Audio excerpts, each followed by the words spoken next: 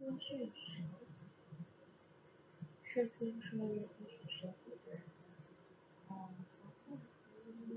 特别好的这个选择的时候，他是然后他选择灵魂，那个灵魂实在的有的他不是有他不是一个人他是快的一个事情，他对他的灵魂灵魂实在就是怎么说呢，就是他把他的灵魂用祭祀的记录神，不管这个血，我们的那个血，是说是能赎罪的，是一位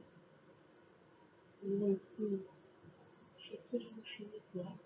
那个说是说，用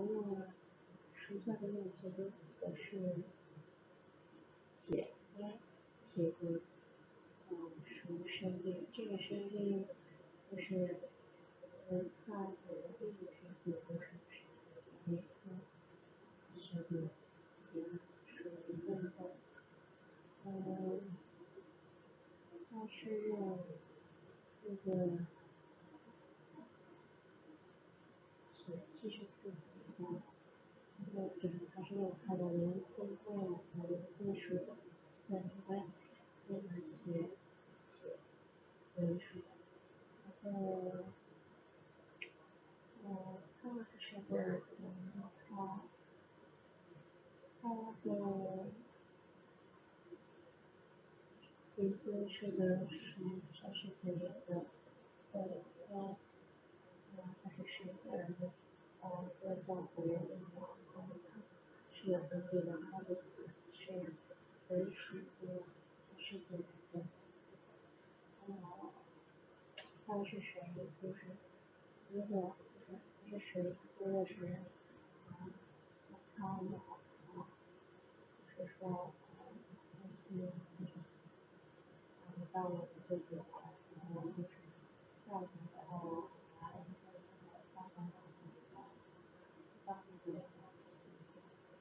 他是有属于的，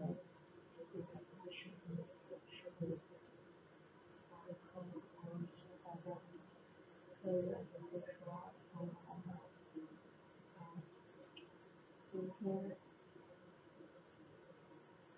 这边他看到了这边是这个